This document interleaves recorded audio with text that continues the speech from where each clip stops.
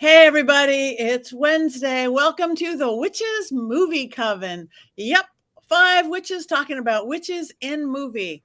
Grab a drink, grab your goat, and let's talk movies. This week we are talking about the 1989 movie Warlock. And I think we all have a lot to say about it, but let me introduce my co-host. I am Patti Negri. You might know me from The Witching Hour and whatever else.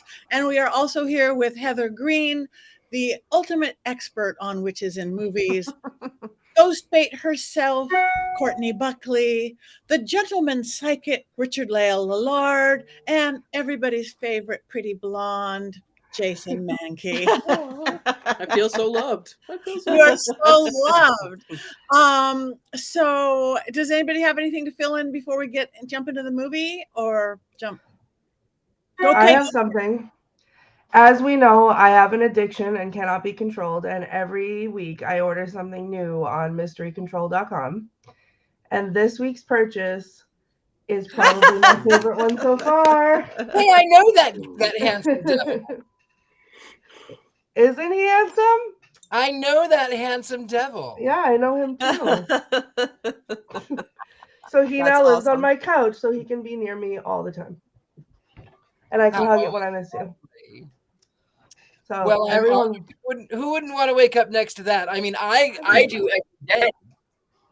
So there's all different sizes too. I ordered the biggest one, but if anybody else wants one, you can get it at mysterycontrol.com. I'm waiting for like the body pillow size. Yes, I did look for that. And oh no, it was not there. Well, that's correct. Well, I'm going to the gym now, so maybe I'll be a lot more firm. Don't be a squishy pillow. This is going to be the greatest episode of this show that we ever do tonight. I can just already feel it. I can feel it. I had never seen it before. I watched it 2 days ago. That's all I say. So, Heather, do you want to do your movie facts kind of stuff before we Sure. Let's. Yeah. Thank you. First, before I do that, I'm so glad to be back. I was in Minneapolis for a week. I was just going to add, and I got to do some fun things like go back to Paisley Park and see Prince's home and studios, which I adore. And some other really super fun stuff, and get to see my coworkers up at Llewellyn and, continuing working on some amazing new books. Please always check out my social media to see what books are coming out, because I just posted a bunch of new witchy books that will be coming out this fall, but I got to be up there, and I love going on trips. So that was super fun, but I missed everybody last week, and I heard you had a great show. So I am back, and I am ready to put this wonderful movie that we all watched into context. So let's set our minds back to 1989. We are now all in the middle of the Satanic Panic. And that should, if you've been following the show since we started, you've heard my lectures on the Satanic Panic and what it is. Basically, to cap it off, this is the middle of the period of time. So really, this is when Hollywood first got its artistic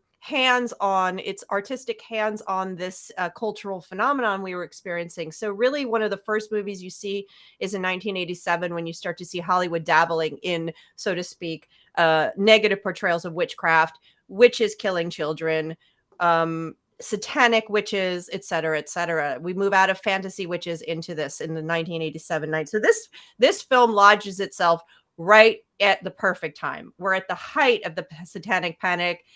Everybody's terrified that children are being eaten, molested by witches, that teenagers are being turned into witches and doing satanic rituals and blah, blah, blah, blah, blah. So you have that moral panic. That this movie is a perfect example of it, and in so many ways. So we'll discuss the many ways as I'm sure that this fits in.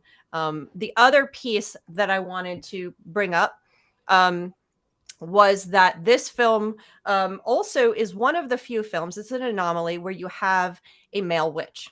Now, most of the times where you see male witches are in movies that have covens or families. I've mentioned this in the past. Okay. Usually they're leaders of covens, especially when there's satanic witches going on. It's usually that.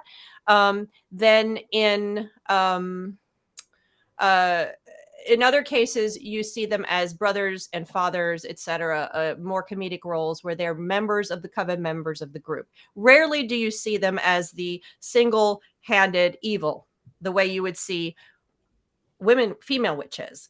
And during this period of time, most evil witches were either in trios or singular, but they were mostly women. So this is an anomaly in that way too, that you have this male witch. And one thing that was just pointed out, which is a good point, actually, is that the film was filmed in 1988, which you can see on a poster in the actual movie, or it's mentioned. It was released in most of the world in 1989. It didn't get distributed here until 1991. Again, we're still in that period of time of the Satanic Panic, so it works perfectly in this period of time. Why they made a second and third one, I'm not exactly sure. Because it did not do well, so monetarily. So, yeah, I think I'll leave it at that. I think everybody else has lots to say about this movie. And so I think we should just tarry on, or not tarry, or tarry ho, or whatever. Sally forth. Sally forth. No, he said, I had a quote. I can't find my quote sheet. He said something funny about tallying, not tallying, or not whatever. You guys do the quotes, not me. Tarry not. Let's tarry not. Let's tarry not. There it is, Courtney. I knew I could count on you. And I think we should talk about the plot for those of the viewers who may not have seen it. So, like Ms. Heather said, it was 1988, 1991. There's a lot going on.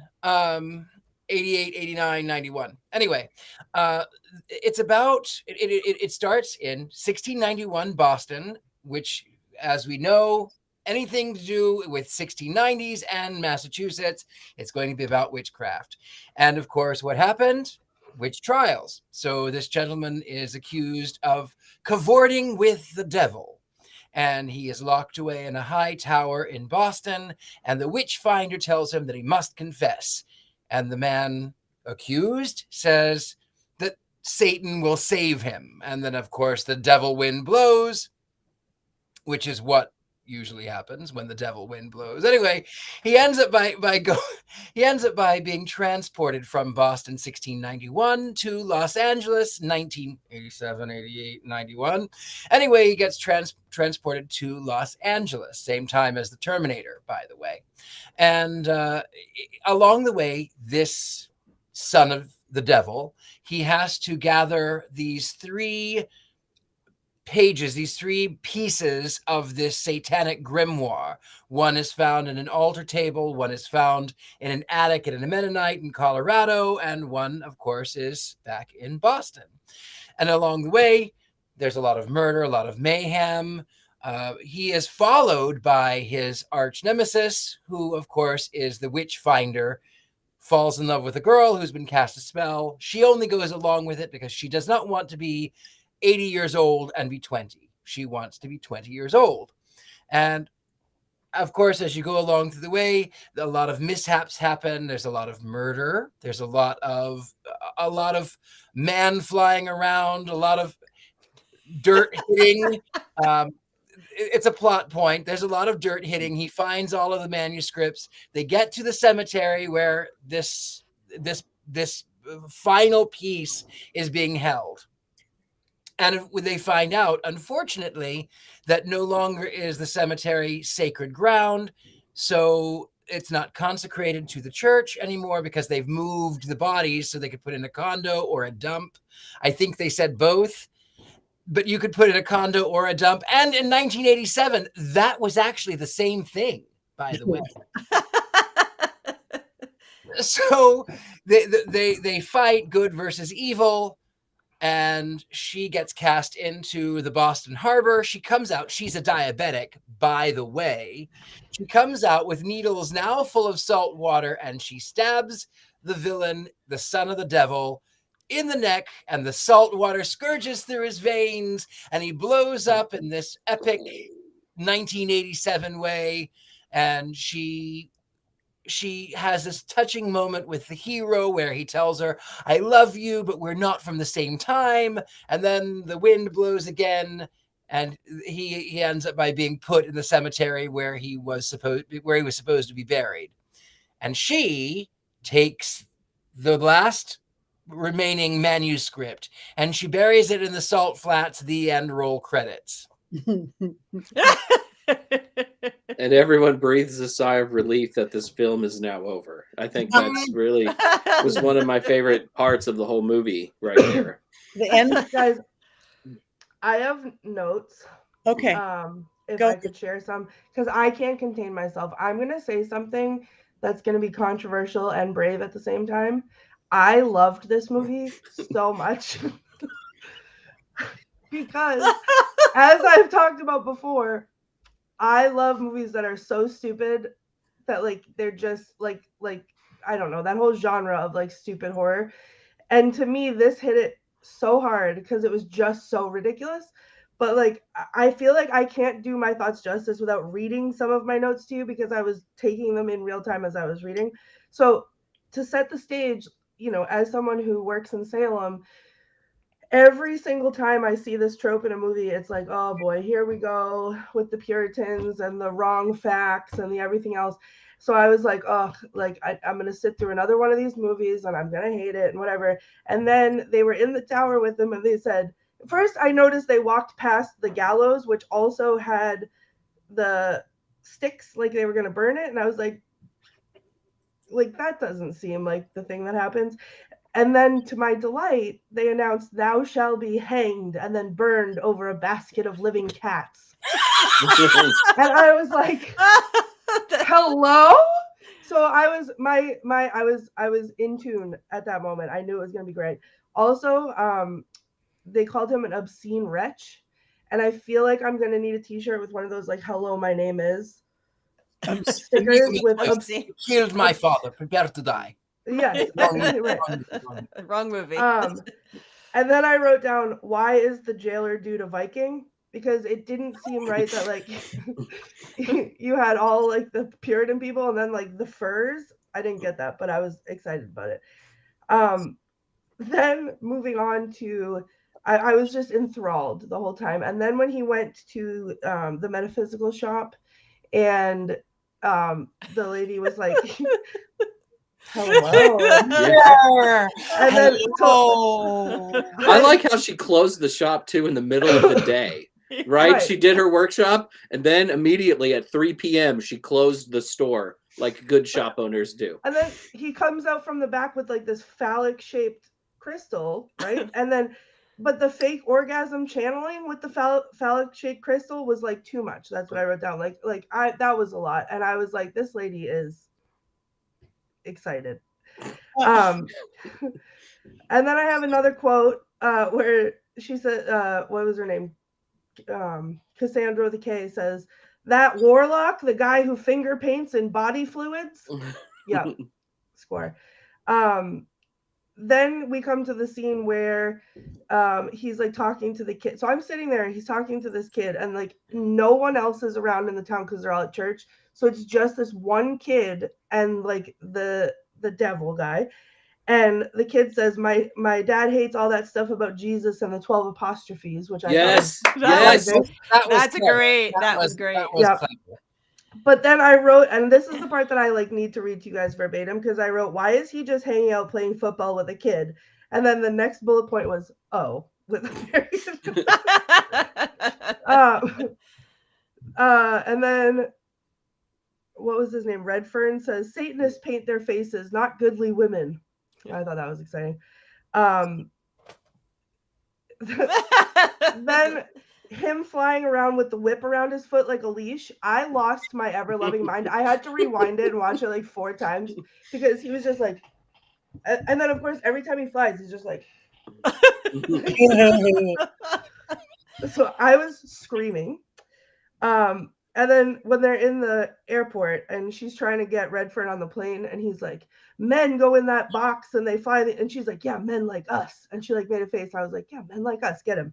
And then he said, over my rotting corpse, which is very exciting.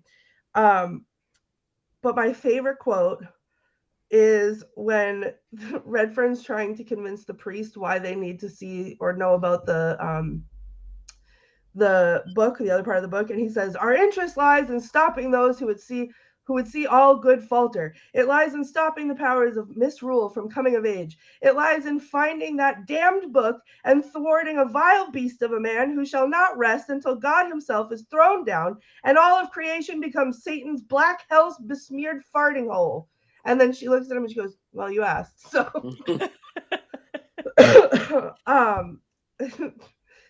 then now I'm in the graveyard scene, and I wrote down, Redfern having a crisis over his grave was the most overacted, hilarious thing I've ever seen in my life. And then I wrote, the way fireworks launched out of his skin at the end was so appropriate for the 4th of July. So when he started bursting into flame, it wasn't like little flames came out. It was like little rockets of fireworks came out of his skin. And the Redfern's red glare. See, it was perfect. And then lastly, I wrote Redfern's Ghost NATO at the end because he turned into a Ghost NATO.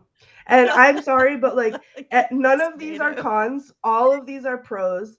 I was sad when the movie was over. It could have been 2 more hours for me. I want to watch the sequels. I hope they're as delightful. The quotes are on point. I found the movie so quotable that I made notes, most of which Courtney got to, because Jesus and the 12 apostrophes should be a shirt or a band name. That was classic. But Cassandra with a K also said at one point, "Ask me anything. I took 2 years of high school," which I thought was a great line. That was a good line. Yeah. Yeah. It was amazing. For me, I'm LA born and raised, Los Angeles born and raised, and I was here in those late 80s, and I was at those goofy ass metaphysical stores in the late 80s, like the Bodhi Tree. Anybody in LA know? It's what it was. Even the weird mediums, the orgasmic mediums, it was so new and so theatrical and so new age. And so I just cracked up the entire time, up and down Hollywood Boulevard. I live on Hollywood Boulevard, watching. It's like, oh wait, they're right in front of. Oh wait, oh no, it doesn't look like that anymore at all. And all the skateboardy things, trying to so hard make it what everything was of the day. That the hypnotist. I didn't really pay attention to the plot line very much. There wasn't one. I'm good at telling a story, and I got to the point where I went. And the girl. I beg to differ. I think it had a great plot, honestly. The poor girl. At 20, I wanted to fix her hair. At 40, I wanted to fix her hair. A little conditioning. I guess I don't remember that thing from the 80s, but but I just got everything. Even and then when they went to the desert, I mean, I know those desert towns too. It's like, oh yeah. So that was great. And the other thing, the overacting, the over his grave, I did not get that at all either. It's like, well, you're dead. He's not going to live 300 years. He expected to be alive in 1988. I mean, most of us have that reasonable expectation to live 300 years. He was having not a midlife crisis, but a triple life crisis, and that was my favorite. It was just so dramatic. Yes. And yeah, the little boy scene with the Jesus. I enjoyed all those little bits and pieces that were so horrible. But we have to get into how it didn't hold up. I have to say, though, speaking of that, that scene did bother me. Actually, I will tell you, there's one thing that bothers me in this movie. There's some homophobic things that bothers me a lot.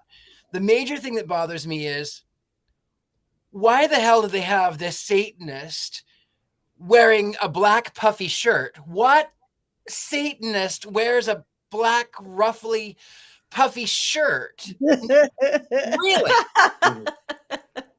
I mean, you would think that they would get it right, that we don't do that sort of thing. I digress. So there is something that really bothered me, though. I mean, and again, I get it. We're in the heart of the satanic panic. we are in the AIDS crisis. Mhm. And so there is a lot of panic. I get it. But what kills me is he crashes through the window, and then they revive him. They bring him back to life. And then he kisses the guy roommate who's gay, and then bites his tongue out and does all kinds of things. And so when the police are called, and she's, what's her name? I don't even remember. 40, 80, 60, whatever. Cassandra with a K. With a K. Circle K, I think. Anyway, when Circle K is in the police station, the police say, "You said that your roommate was gay." And she says, "He's gay, not queer. There's a difference. He doesn't diddle little boys in the bathroom." And then the Satanist who kissed the guy, who obviously was not afraid of expressing things that could be associated with sex, he literally preys on a little boy. And I went, oh, I don't like any of that. I don't like that at all. So that was my moment of, I think without that, I could have really laughed. Like when, for instance, they get to the airport, and she, without any ID, because he's 300 years old, he just boards this plane like he's getting on some city bus. And then he has that weather vane. He gets on a plane with a weather vane. What? Pre-TSA. Yeah, I think you have to, I mean, we say this about a lot of movies, and it doesn't have to be a witch movie. There are a lot of movies that we look back and we look at our current moral standards and ethics and the way culture changes and look at them and say, oh, that's a problem with that movie. And absolutely correctly, we have to point them out when they happen, as well as current ones too, you know, when there are faux pas like we've done in the past. In the case of this one, you're looking at the moral crisis that was occurring. You know, AIDS was wrapped up. The AIDS crisis was wrapped up in the satanic panic. They weren't, you can't separate the two because one contributed to the other.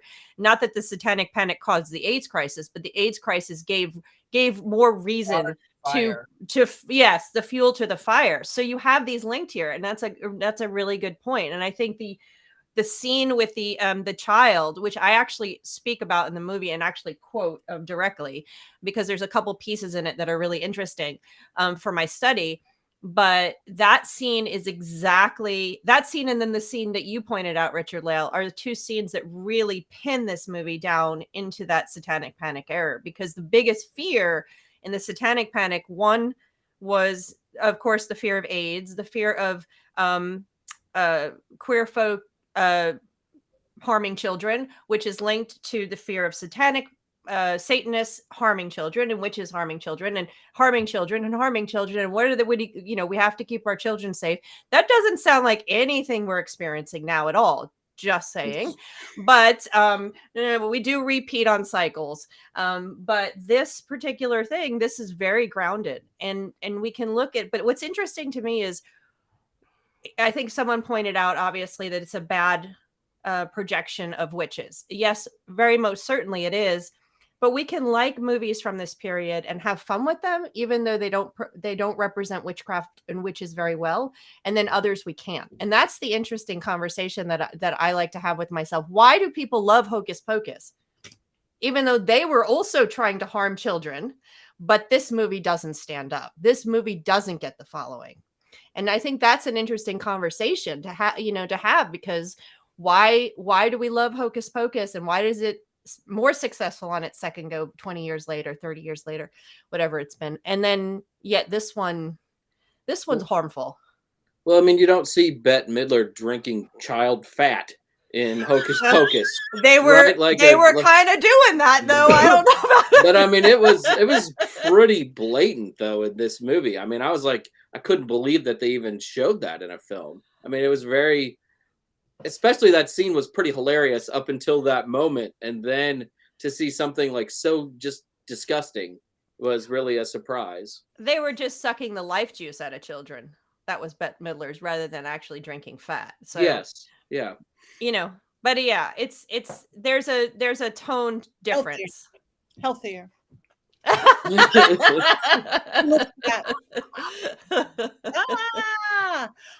it's weird too, because it's even looking at 89, queer was a negative word, now it's a positive word. Yeah. Yeah, exactly. I mean, like I said, I get that it is. I get it. It's the 80s. I get the Satanic Panic. I get the AIDS crisis. I get the moral majority. I get Ronald Reagan, Reaganomics. I get it. I remember it. Because I was 300 and some years old at that point, so I clearly remember it. Yeah, and that's just it. It's there's something about this one that's more distasteful than looking at like Hocus Pocus. When we look back, there's something about it that's worse. And this one also has the message which Hocus Pocus doesn't have, that you will be okay and safe from Satanists if you attend church. That whole scene is the Satanic Panic in its core, that entire scene, because not only is it Satanists and witches trying to harm children, it's also Satanists can be anybody. And if you allow your children not to attend church, if you don't believe, then you will be a victim. So that's essentially the Satanic Panic right there in that scene. And there's that the whole line of questioning too, where he Redfield or whatever his name was, Redfern, came up and said, I don't know what his name is. Redfield, Redfield, I don't know. Red, whatever his name is. I liked him, but whatever. Where he came up questioning the grieving mother at that scene and was like, was he baptized? And she was, how can you ask me this? No, it's important. Was he baptized? And I think that I was not conscious through that whole time because I was very, very young. And looking back on it, I can't believe that human beings acted that ridiculous, much like I feel today. Which I think adds to it's just, that's why it's all, for me, I mean, I agree, it doesn't, that those pieces don't stand up, nor should they, but it's all in that fantastical, ridiculous, in my brain. It is fantastic and ridiculous, even looking back. Now, those of you who know, I grew up Pentecostal in the height of the Satanic Panic. I got to celebrate Halloween one time before my church. They had this minister came in, and I think it was, what was it called? It was something about, it was a famous book. He was an author of a book. And I mean, this was a long time ago. He was an author of this book, and I couldn't celebrate Halloween anymore. And I couldn't watch the Smurfs because they were swamp demons. And I couldn't watch He-Man because He-Man and Skeletor get the same power from Grayskull. And She-Ra, and that killed me because I loved She-Ra. I mean, I knew I was gay then. I loved She-Ra, and She-Ra was the same as He-Man, and so I couldn't have that either. And Queen, if you play it backwards, they sing "It's fun to smoke marijuana," which is not what Freddie hated marijuana, so that was not intentional if that was what it came out. But it was this whole thing. We couldn't listen to Led Zeppelin, and then subsequently that year, from the time I was 6 until I was 21, no, I was 20, I did not celebrate Halloween. And for the first 10 or 15 years, I was taken out of school, and we were forced to listen to this cassette tape that my parents got from this Pentecostal church talking about how witches wanted to eat your children and murder them and turn them into homosexuals. And that hasn't gone away in some quarters too. I had an employee at a coffee shop I managed. This was maybe 15 years ago. And she was always scared at Halloween because she would tell the stories of what her church said about what was happening. And I was like, me, I don't eat babies. I mean, and all the other arguments. but all this just is continuing. It never has really gone away. It's just less in kind of people's brains in the bigger culture, but it's still there. I just thought I really eat are the unfertilized kind. I eat eggs. I do eat eggs. That's not what I thought you were saying. No, I eat eggs. I am gonna just excuse myself because that's not where I thought that was going. The other thing, what I found about the movie, besides all the good, the bad, the ugly, all that, is that nobody was very likable. I just I liked Redfern a lot. Oh, he's awful. I just can't. Like, I liked Redfern. Like, I would have gone 300 years in the past to like stroke that fur. You know? I mean, That is so funny. I have to say that Laurie Singer. So back in the 80s, and some of you may remember this, but there was the movie Fame in the early 80s, right? And then there was the TV show. I was addicted to the TV show, and I watched every episode. And it was all about the high school performing arts where I wanted to go, which I didn't get to go to, but that's another story. But Laurie Singer was in it. She was the celloist. Okay. So whenever I see Laurie Singer, all I can hear, I had to look up the old songs even, and I had to play one because all I can think about was that. But she's more known for Footloose. So, you see that and it's like, oh. And then, it's funny because I looked her up a little bit and did some research, and she's actually the sister of Mark Singer. And if you, which, watching this movie and then thinking about Mark Singer made me laugh even further because Mark Singer is best known for The Beastmaster, another classic 1980s movie. If you haven't seen Beastmaster has higher production values though than what we just watched. Let me just tell you, Jason, I agree with you entirely. I think I saw Beastmaster like probably 15 or 20 times during the 80s. I mean, talking to animals. I mean, who wants? I mean, he had pet ferrets. He had pet ferrets. He had all the things. He did. He can talk to anybody. Or any animal. So I started laughing, and that just made me laugh. And I actually laughed my way through this movie, Courtney. So I see the value in it. But when they came away from the scene we've been discussing with the child, and then the cop is there, and the thing starts to go up, and he's looking, and then they first show him flying, I burst out loud. I just burst out loud. I said, "Oh my God, what am I watching?" It was so when he had the whip, no, like in addition to that, but when he had the whip attached to his ankle and he was like so angry about it, and he was like trying to like angrily fly away, but like very stiffly. Like I don't know. I had to rewind it because I was like tears were pouring from my eyes. Like it was literally my favorite. Oh yeah, the salting and the licking of the whip in the car where he was like chewing it, like masticating the whip in his mouth to get the salt on it. Ridiculous. I think one thing that we're talking about these characters is the one thing that we haven't mentioned yet is why we chose this movie. Because of the actor that played the Warlock, Julian Sands. And so I don't know. I take it many of the people are listening to us right now did actually know that he just passed away, or they just found his body because he had been lost for how long? Months, I think. Months. Where was he hiking? Somewhere in California, I believe. San Bernardino, Riverside area. So a greater Los Angeles area, just into the deeper valley, Inland Empire. Yeah. And he was supposed to be a good hiker. And he's good in this movie. Like, as much as we mock this movie, he's really good in this movie. He has a presence and a power when he's on screen. And he was so good looking. I really, in my ideal world, I thought it would be a little like Elvira, and where you've got the witch finders who are not very good people, and then you have the male witch. Okay, maybe he's not so good, but he's kind of laughable. And maybe he's the romantic lead. Maybe he comes to the future and he wants to spread the gospel of Hail Satan. And then I realized that's only me. But no, he was good looking. He was so good. His presence was he was perfect for the role. And he was so rock and roll.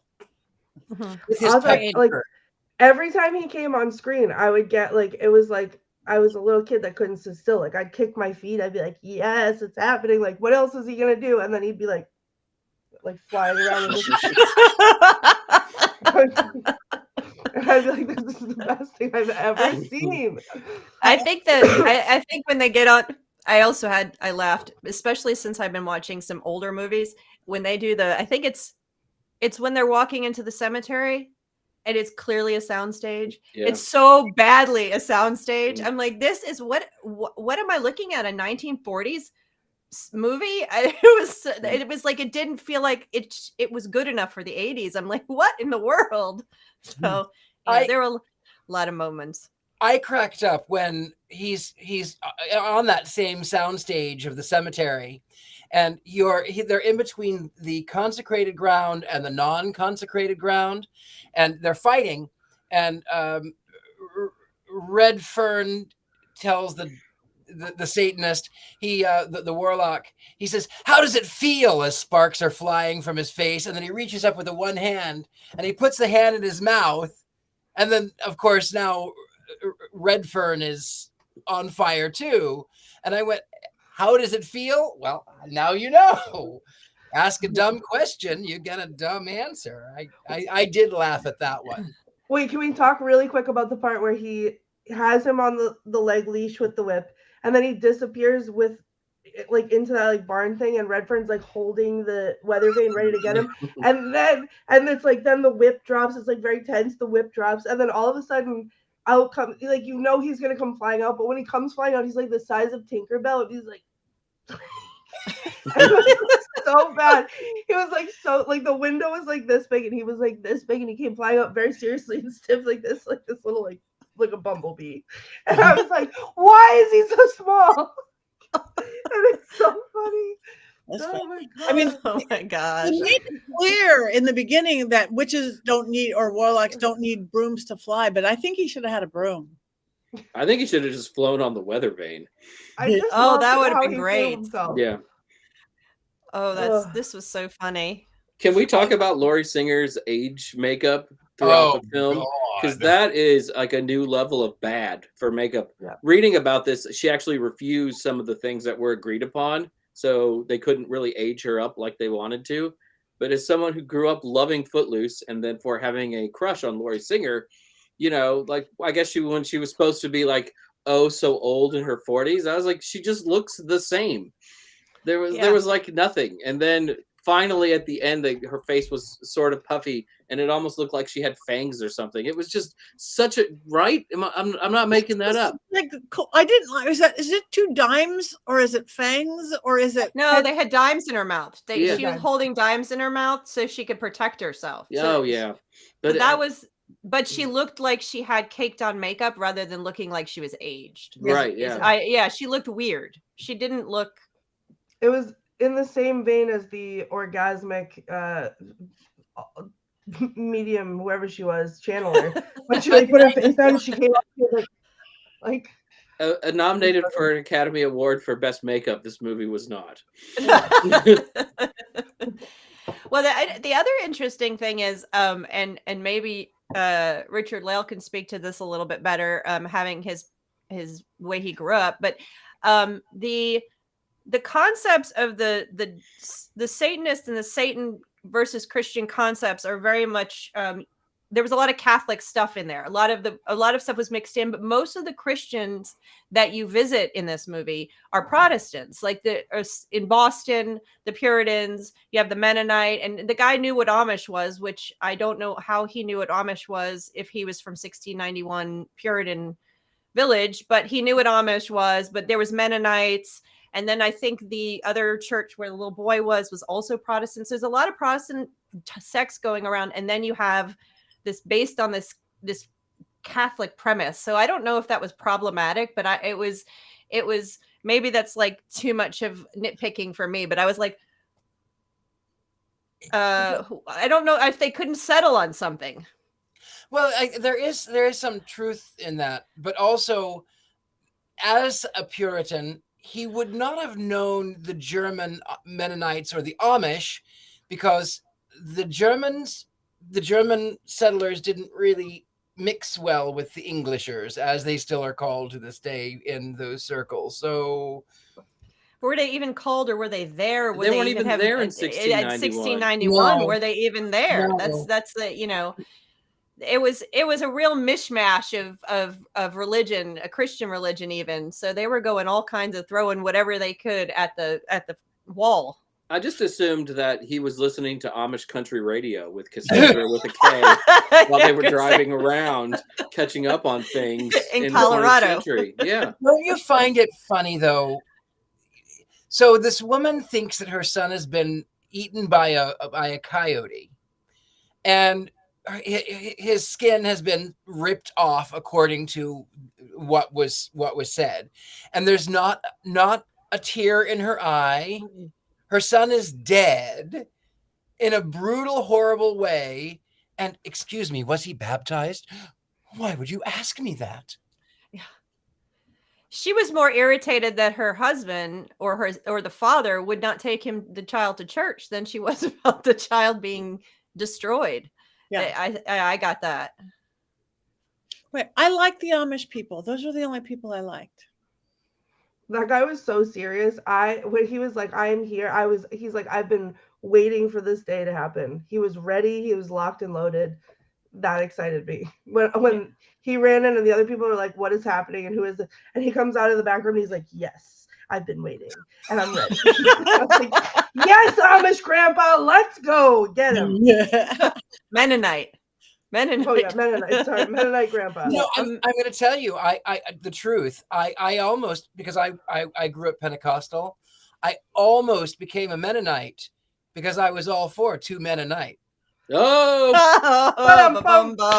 And then when I broke away from that, I decided that I would be a Mormon because I'm for all things that are Mormon. Taking on the road. He's taking on the road. We'll be here all week. Yeah, and the Mennonite man made a nice large pinnacle on the barn. That was lovely. And I'm not sure if that's a Mennonite symbol. I don't think so, but heck, he was into it. Oh, that's what it was. He was like, they came bursting in and was like, whose witch mark is this? And they were like, who are you? And why are you? And he came out of the closet and he was like, it's my witch mark. And they were like, okay. And as our producer pointed out, though, Richard E. Grant, who was Red Fern, has been nominated for an Academy Award, and he was in this film, right? I mean, which is incredible when you think about it, because you just don't think of Academy Award winning or at least nominated actors and the Warlock. I do. Speak for yourself. Had he been nominated before he did this film? It has to be afterwards. I mean, it would have to be. Listen, the fact that anyone did this movie with a straight face at all, to me, says that they deserve an award. 2019 was when he was nominated, probably because people had forgotten about Warlock by that point, so he was safe and could be nominated for things. So, having watched a ton of these witch movies over hundreds for the book, I could say there's a lot of award-winning actors that have done some really bad witch horror films. So he add him to the list. And it's so fun when they do pop up. You're like, oh, look at who that is, and there's some in the 70s. I'll have to get a list and share that at some point. Guess who's in this film? Guess who's in that film? But yeah, anyway, nobody escapes being in a bad film, I think. No, if you have a long enough career. But I mean, they had a good cast, all things considered. People who are good in other things, and I think they tried to elevate this material as much as they could. It was difficult material to elevate. You know, weather vanes notwithstanding. That was my favorite. The weather vane? I love that weather vane. It's a family heirloom. Yeah. They brought it on the plane without a problem. I was horrified. I was like, oh my goodness. They went through the scanners? Everything about the airport scene is gold. Give me your knife. The knife and the purse. Yeah. Yeah. And you unplug the credit card machine so you can get on a plane? Yeah. For free. Even in the 80s? No. That's all it takes. Like, you get a free trip if you just unplug the credit card machine. Our computers must be down. And then, of course, he's this guy, this witch can fly. This warlock can fly. Why would he even know what an aeroplane is anyway? He came from 1691, even as this psychic medium witch. Why would he can fly?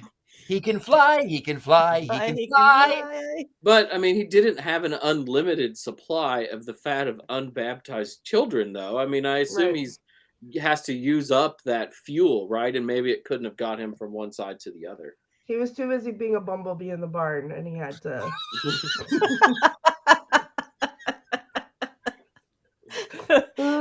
I wonder how much the recipe was that called. How much did he have to use for one flight? How long did he go? How many miles did he go? Yeah, it wasn't a lot. He didn't have a lot in there, so I don't know. He only had a little pot of it. He was a little bitty kid, and he didn't look like he was a chubby kid, you know. No. Yeah. I thought that kid nailed his scenes too. I thought that kid was one of the best parts of the movie. I was so mad when Tubi gave me commercials right in the middle of that scene. That's the only, honestly, I watched this a bunch of years ago for the book. And the only scene I remember was that scene because it was so poignant. I didn't remember all of the other joys of the movie.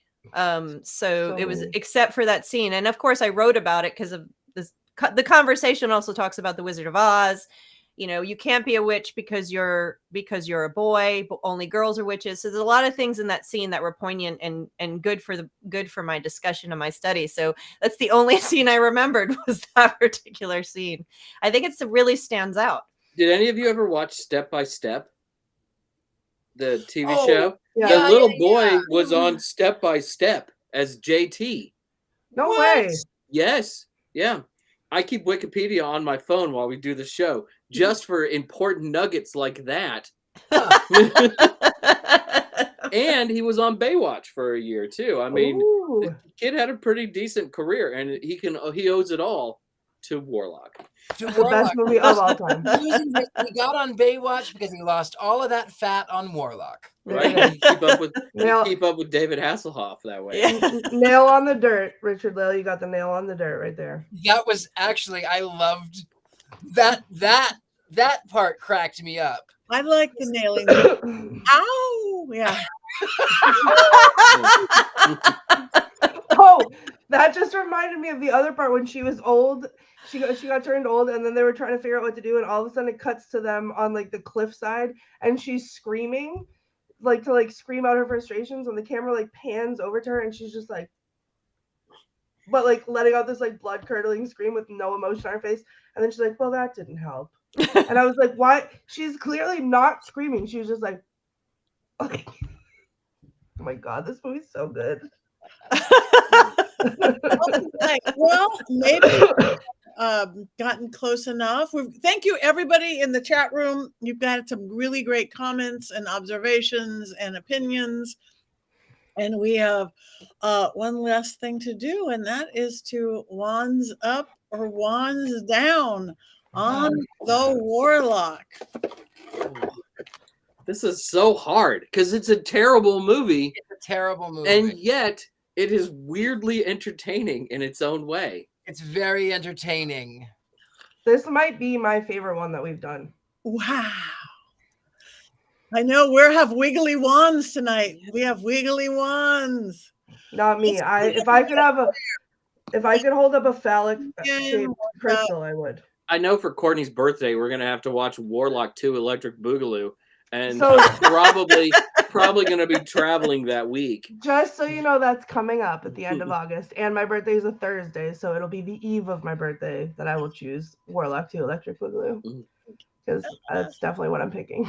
Okay. I think it's Armageddon. Although Electric Boogaloo would be better.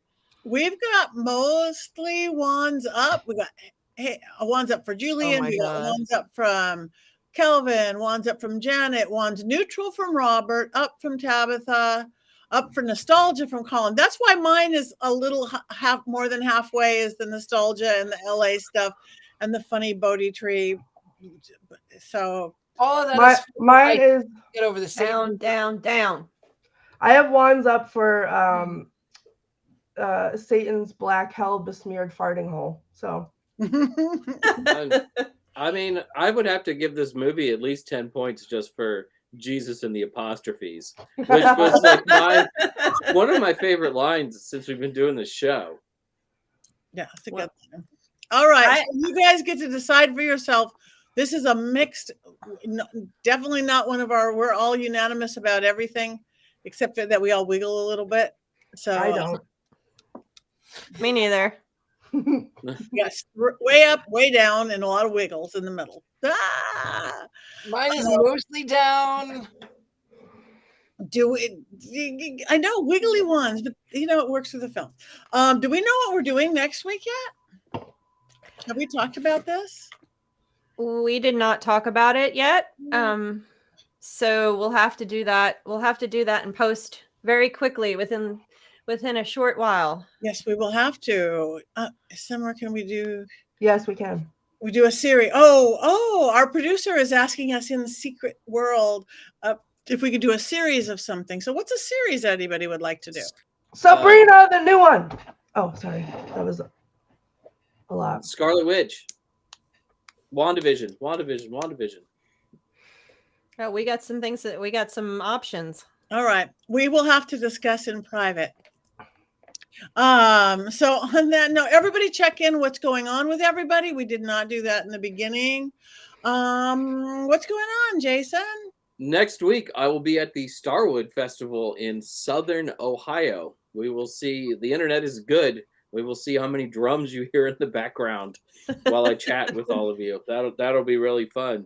And then the next week, I'm going to be in Michigan visiting my old town that I lived in before California, which is always sad and exciting all at the same time. And tonight, I'm repping this shirt from the Sojourner, which is a really great witchcraft bookstore in Greenville, North Carolina, owned by the great Heron Michelle, who wrote the book Elemental Witchcraft.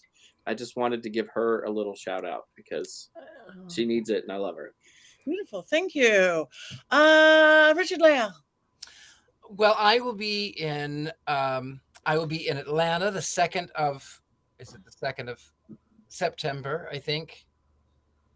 I can't remember now. It's the debauchery ball. I think there's a thing that we have if it's still up, but there's that. I'll be in Atlanta. There it is. So yes, Saturday, September 2nd. So I will be in Atlanta then. I will be in Youngstown, Ohio in October. And also you can find me anywhere Gentlemen Psychics are sold. I'm easy to be found. And that's about it. Thank you very much. Heather. Well, thank you. I am going to be next week at Mystic South. We begin on Friday of next week and go through the weekend, 3 days of witchy, mystical, and magical folk coming together for classes. We're going to have a great time. And just to reiterate support for Sojourners, Sojourners is actually going to be live and in person at Mystic South, running our bookstore and our author signings with the lovely Heron Michelle. She will be there. She's actually one of my authors, and I was looking to see if I could hold up the copy of her book, but I can't seem to locate it. It's in alphabetical order, supposed to be on my back shelf, but she and her crew will be there live, having author signings, running our bookstore, along with 500 of her closest witchy friends from around the country. So we hope that some of you are listening are going to be there as well. Mystic South. There's the book, Elemental Witchcraft. It's a great beginner book. And so, anyway, so that's what I'm doing next week. I'm on the board, so I'll be running around. If you're there, stop me and say hello. I run around with a walkie-talkie on, directing traffic most of the time, and I will be doing some presentations. And other than that, I can be found heathergreene.net. You can look there to find my articles, my links, my socials. I'm on most of the socials. I post, Instagram, Twitter, Facebook, all the things. There's my book, Lights, Camera, Witchcraft. Buy it to follow along. And other than that, there's my book. Yay.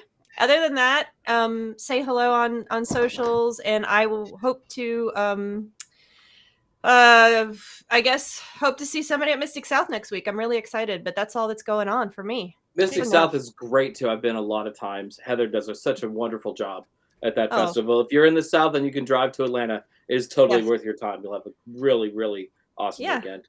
Come for the day or come for the weekend. Beautiful. Thank you. Someone scanned the QR code. I just said it right across the screen. Okay. Courtney. Oh, that's me.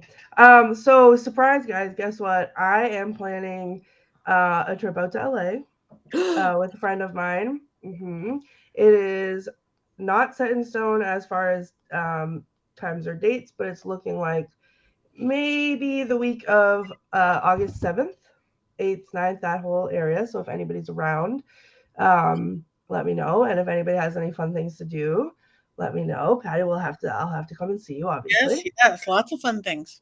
Yep, so that's about it. Other than that, I'm just enjoying my summer vacation. Ready to watch some witchy series and get back into that. And streaming some horror games on Twitch. You can find me at The Themes on all the socials, including Twitch, where you can come and scare me while I'm playing them. Also, you can catch up on old episodes of Scared and Alone at scaredandalone.com, where I am Ghostbait. And I will also be busy hugging my Richard-Lael pillow.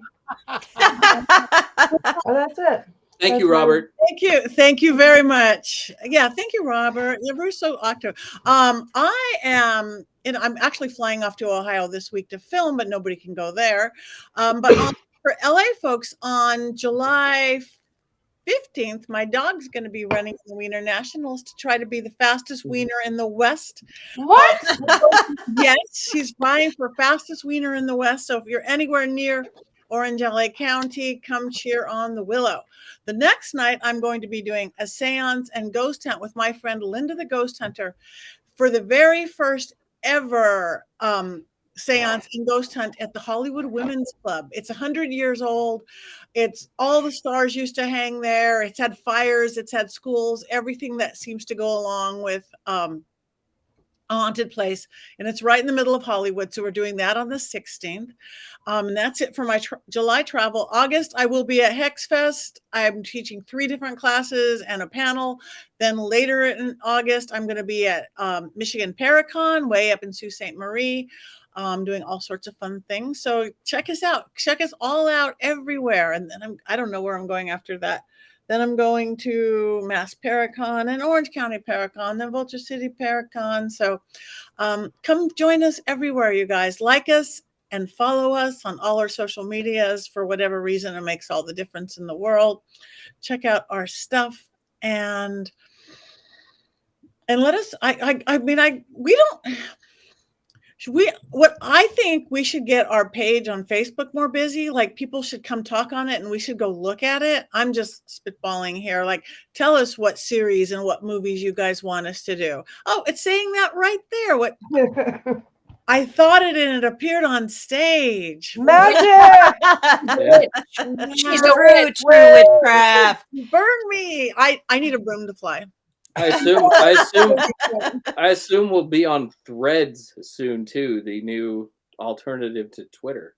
Threads is the new. Again, I don't know anything. Another new one. Yeah, it's owned by Facebook, but I mean, we all needed another social media outlet in our lives, I'm sure. Absolutely. Yeah. All right. Well, we are almost to that point. So yeah, you guys, whether it's tagging us, which is Movie Coven, please tag us. Tell us what you like. Tell us what you don't like if you're nice about it, or don't be nice about it. We have a good sense of humor most of the time. Most of the time. Yeah. But check out our Facebook page, and we know we're getting there. I just yell at me. Okay, one more thing that we do. Wishes, are we ready? And you guys out there do it too. 1, 2, 3.